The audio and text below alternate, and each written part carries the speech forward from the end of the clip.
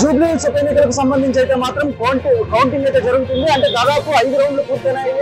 5వ round పూర్తయ్యేసరికి Congress party అభ్యర్థిని నవీన్ యాదవ్ అయితే మాత్రం 12,000 పైగా ముందంజలో ఉన్నారు. ఈ నేపథ్యంలో అంటే మొదటి నుంచి కూడా అనుకున్నట్లుగానే తెలంగాణలో అధికారంలో ఉన్నటువంటి కాంగ్రెస్ పార్టీ అయితే మాత్రం విజయ పంట ఎగరవేసే దిశగా అయితే మాత్రం పయనిస్తుందని చెప్పాలి. ఇప్పటికే అటువైపు గాంధీ భవన్ సంబంధించి అయితేనేమి, అలాగే కార్యకర్తలు కాంగ్రెస్ కార్యకర్తలు అయితేనేమి ఉత్సాహాలు అయితే అంటే సంబరాలు అయితే జరుపుతున్నారు.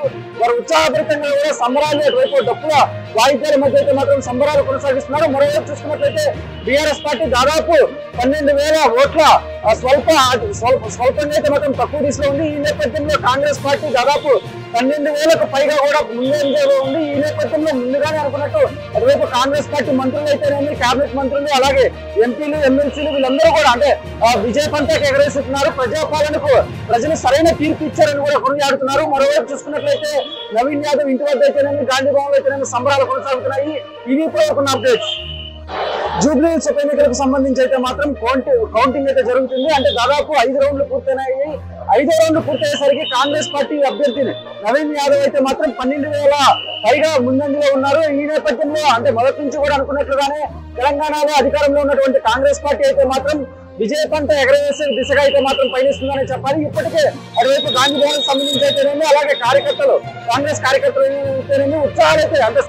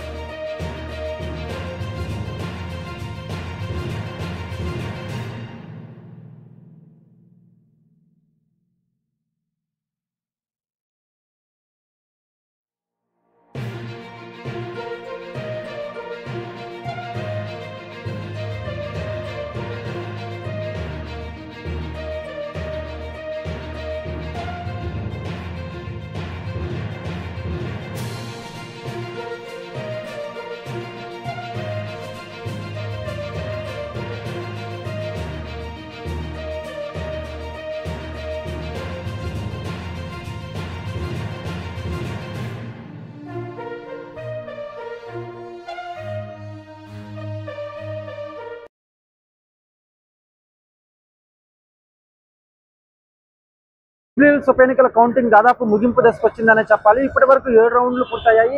7వ రౌండ్ పూర్తయ్యేసరికి కాంగ్రెస్ పార్టీ అభ్యర్థి నవీన్ యాదవ్ కనుక చూసుకున్నట్లయితే 20,000 అంటే దాదాపు 19,700 ఓట్ల ఆధిక్యంతో ముందంజలో ఉన్నారని చెప్పాలి.